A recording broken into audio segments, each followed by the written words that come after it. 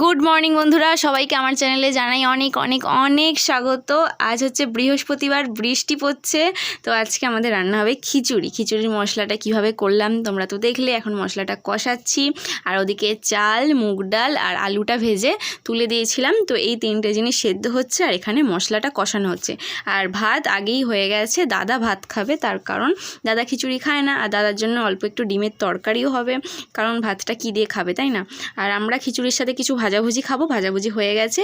দেখো এই খিচুড়ির যে মশলাটা কিছুটা তুলে রাখলাম, ওইটা দিয়েই ডিমের তরকারিটা হয়ে যাবে। আর কালকে দেখেছিলে আমার ননদ নিয়ে এসেছিলো গেঁড়ি, সেইগুলো আমার শাশুড়িমা সকালবেলা সব ছাড়িয়েছে। সেই গেঁড়িটা একটু ঝালও করতে হবে, তা নাহলে খারাপ হয়ে যাবে।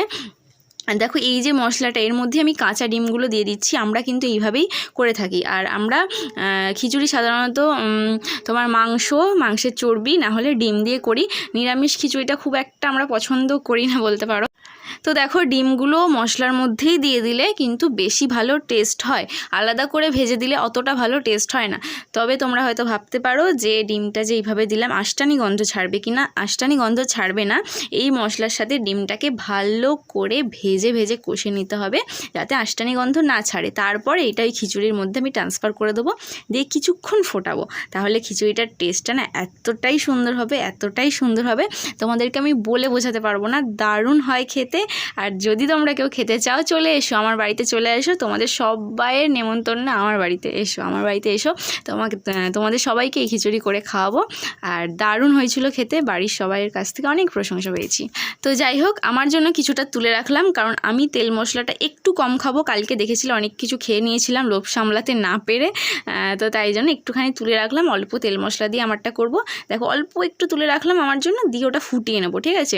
আর এখানে বাকিটা আমার শাশুড়ি মা আর আমার বর খাবে, আমার ছেলেও এটা খেয়ে নেবে। কিন্তু আমার যেহেতু একটু প্রবলেম আছে জানোই তো, মানে আমি সহ্য করতে পারি না বেশি রিচ খাবার, তো খেতেও ভয় লাগে। তাই জন্য একটুখানি আমার জন্য তুলে একটু হালকা করে করব। দেখো বাড়িতে যে যেরকম খায় তার জন্যই করতে হয়। যেমন দাদা খিচুড়ি খাবে না, আমি বেশি রিচ খাবো না, তো সবার দিকটা আর কি খেয়াল রাখতে হয়। তো যাই হোক মশলাটা তুলে দিলাম, ওপরে একটু গরম মশলা দিয়ে দিলাম, দিয়ে একটুখানি ফুটিয়ে নেব। আর এই যে গরম মশলাটা, এটা হচ্ছে জায়ফল, জয়িত্রী আর গরম মশলা আমি ঘরে করেছি। এই গরম মশলাটা না এমনি ওপরে দিলে একটু যেন কেমন লাগে, একটু ফুটিয়ে নিলে ভালো লাগে, যেহেতু জায়ফল আর জয়িত্রীটা রয়েছে। তো খিচুড়িটা রেখে দিয়ে এলাম। আমার শাশুড়ি মা কাটছে হচ্ছে শসা, পেঁয়াজ, লেবু এগুলো কাটছে। আর ওদিকে আমার হাজব্যান্ড এসে গেছে, ও খাবে। তো ডিমগুলো ভাজি, আর ওদিকে আলু, বেগুন আর পটল এগুলো ভাজা আমার হয়ে গেছে। ডিমটা জাস্ট ভাজবো, ভেজে আমার হাজব্যান্ড এসে গেছে, তো ওকে আগে দিয়ে দেবো। আর এখন হচ্ছে ও ব্রেকফাস্ট টাইম, ঠিক আছে? ও ব্রেকফাস্ট করছে, এটা দুপুরে আবার খাবে। তো তোমাদের বলেছিলাম দাদার জন্য ডিমের তরকারি হবে। ডিম সেদ্ধ করে রাখা ছিল, ওটা ছাড়িয়ে এখন ভেজে নিচ্ছি। আমার খিচুড়িটা নামিয়ে দিলাম। আর এই যে প্রেশার কুকারে, ওর মধ্যে রয়েছে আলু ভাজা, মানে যেমন ডিমের তরকারিতে আলু দেয় ওরকম সাইজের। আর ওই খিচুড়ির মশলাটাও তুলে রেখেছিলাম, যে মশলা কষিয়েছিলাম। তো নুন, হলুদ, লঙ্কার গুঁড়ো আর গরম মশলার গুঁড়ো দিয়ে দিলাম। এখন ডিমটাও ভেজে তুলে দেবো, দিয়ে প্রেশারটা এঁটে দেবো, দিয়েই আমি যাচ্ছি আমার বরকে খেতে দিতে। প্রেশারটা এদিকে হতে থাকবে।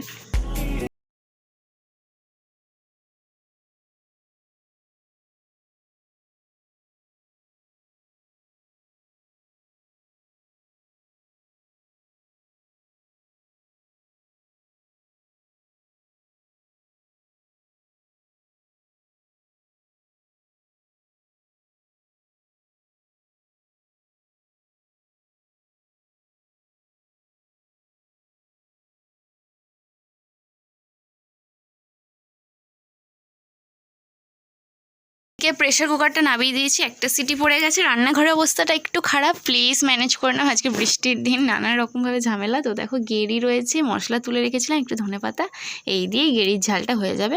গেঁড়ির ঝালটাই আজকে লাস্ট রান্না। এই রান্নাটা হলে রান্নাঘর বাইরে সমস্ত কিছু ভালোভাবে পরিষ্কার করে নেবো। গেঁড়িটাকে ভেজে নিয়েছিলাম, ভেজে নেওয়ার পর ওই মশলাটা দিলাম, জল দিলাম, নুন, হলুদ, একটু লঙ্কার গুঁড়ো দেবো আর ধনেপাতাটা, ব্যাস হয়ে গেল গেঁড়ির ঝাল।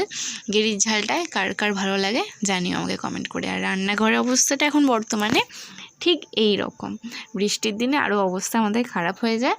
তো যাই হোক, এখন চলো সব গুছিয়ে পরিষ্কার করে নিয়ে তারপরে তোমাদের দেখাচ্ছি। তো দেখো আবার জোরে বৃষ্টি পড়ছে। বাইরেটা মুছেছিলাম, বাইরেটা তো ভিজে একাকার। আর এখানটাও মুছেছি, এখানটা শুকিয়ে গেছে। বড় পাখা চালিয়ে দিয়েছি, বাসন কোসন মাজা হয়ে গেছে, গ্যাস ওভেন পরিষ্কার হয়ে গেছে। এবার আমি অনেকটা ফ্রি। আর বৃষ্টির দিনে একটু শুকাতে দেরি হয় বলে এই পাখাটা চালিয়েছিলাম, শুকিয়েও গেছে। এখন পাখাটা বন্ধ করে দিয়ে ঘরে যাব, ঘরে গিয়ে একটু রেস্ট নেব, একটু বসবো। সকালে ব্রেকফাস্ট তো করেছিলাম, মুড়ি খেয়েছিলাম। আর ঘরে এসে দেখছি যে ছেলে ঘুমাচ্ছে। এই দেখো ঘরের মেঝেটাও আমি আজকে পরিষ্কার করে নিয়েছি। তো যাই হোক, ছেলে দেখো ঠিক এরমভাবে ঘুমাচ্ছে, কি বলবো। এই দেখো আমার সোনাইকে ঠিকঠাক করে শুয়ে দিলাম, কীভাবে ঘুমাচ্ছিল দেখেছো তো। তো ঠিক করে আবার শুয়ে দিলাম। ও খেয়ে নিয়েছে একটু, ওর বাবা খাচ্ছিল তখন খেয়েছে। আর ওর বাবারও খাওয়া হয়ে গেছে, মা খেয়ে নিয়েছে, দাদা এখনও খায়নি, দাদা আসেনি। ঘুমিয়ে পড়েছো কেন?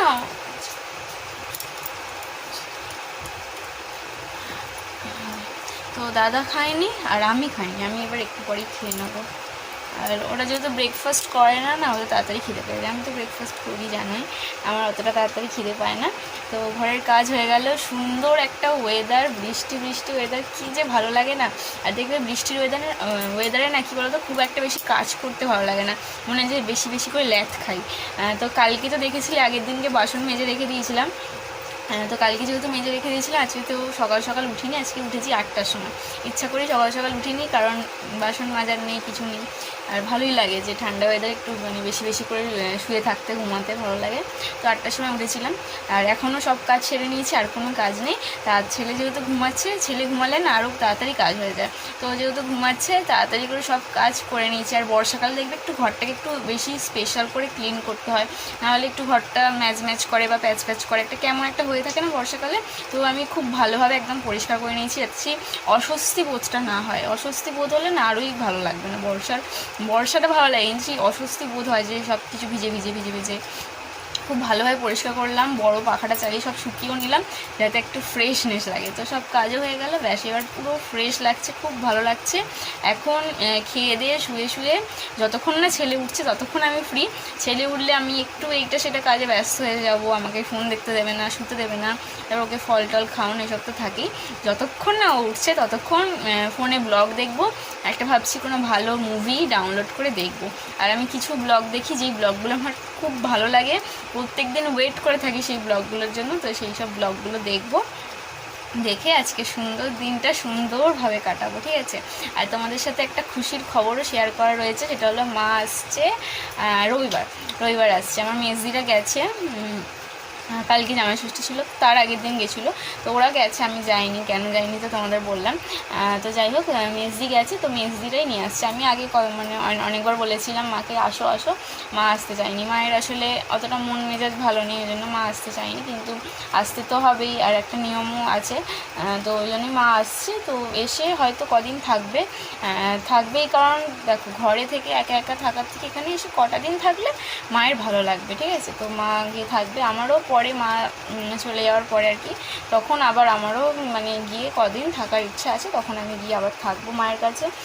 কারণ মায়ের একা একা থাকতে তো ভালো লাগে না। বোন আর মা, আর বোন তো সবসময় পড়াশোনা এটা সেটা নিয়ে ব্যস্ত থাকে, ও আর কতটা মায়ের সাথে সময় দেয়। আর এখানে এলে মানে নাতি নাতনিদের সাথে সময় কাটিয়ে মায়ের সময়টা মানে মেন কাটবে। আর আমি গেলে আবার আরেকটা প্রবলেম হয়, আমার শাশুড়ি মা তখন একা হয়ে যায়। তো আমি গেলে বেশি দিন থাকবো না, কারণ আমার শাশুড়ি মা একদমই একা হয়ে যাবে ওখানে, তাও বোন আছে মায়ের কাছে। একদমই একা হয়ে যাবে বলতে এরাও থাকবে না। আমার ছেলে না থাকলে আমার শাশুড়ি মা একা হয়ে যাবে। আমার ব্যাপারটা সেরম না, কিন্তু বাড়িতে একটা বাচ্চা থাকে, সেই বাড়ি যদি ফাঁকা হয়ে যায়, সেই বাড়ির অবস্থা মানে ভীষণ খারাপ। তো যাই হোক, এইভাবেই চলবে, এইভাবেই দুটো দিক আমাদের ম্যানেজ করতে হবে। আমার শ্বশুরবাড়ি বাপের বাড়ি দুটো দিকই তো আমাদের ম্যানেজ করতে হয়। তো দুটো দিকেরই খেয়াল রাখাটা আমাদের কর্তব্য, সেটাই করব। তো যাই হোক, এখন খেয়ে নেবো। এখন বলতে একটু পরে খাচ্ছি, খাওয়ার সময় তোমাদের সাথে শেয়ার করছি।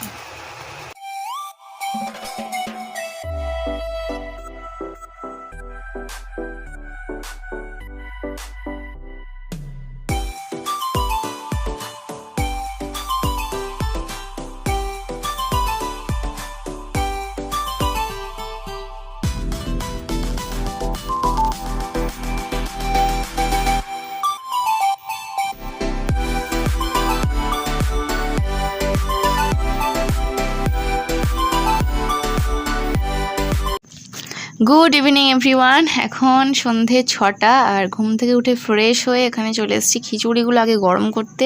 খিচুড়ি খারাপ হয়ে যাওয়ার সম্ভাবনা প্রচণ্ড থাকে আমাদের বাড়িতে, তো আমি দেখেছি এর আগেও, তো খিচুড়িটা একটু ঘাঁটাঘাঁটি হয় বেশি, তো আমি আগে তাড়াতাড়ি করে গরম করে নিচ্ছি। ও দেরি করার কোনো দরকার নেই, দুটো খিচুড়ি দুটোই গরম করে নিচ্ছি। আর ওদিকে ডিমের তরকারি গেঁড়ির ঝালটাও একসাথে গরম করে নেবো। আর খিচুড়ি যা রয়েছে আমাদের 3 জনের একটু কম পড়বে। রাতে তো দাদার জন্য ভাত হবেই, তো আমরা একটু ভাত খেয়ে নেবো, কারণ খিচুড়িটা 3 জনের একদম পেট ভরে খাওয়ার মতন হবে না, একটু কম পড়ে যাবে। আর সন্ধেবেলা খাওয়ার জন্য কিছু একটা ব্যবস্থা করতে হবে। দেখো এখানে আলু পটল কাটছি আর ওদিকে বের করেছি অড়হর ডাল। অড়হর ডালটা রাতে ভাত দিয়ে খাওয়ার জন্য অল্প একটু তো কাজে লাগবে। আর আলুগুলো একটু সেদ্ধ দিয়ে দিচ্ছি অড়হর ডালের সাথেই। আমার হাজব্যান্ড আমি মুড়ি দিয়ে খাবো।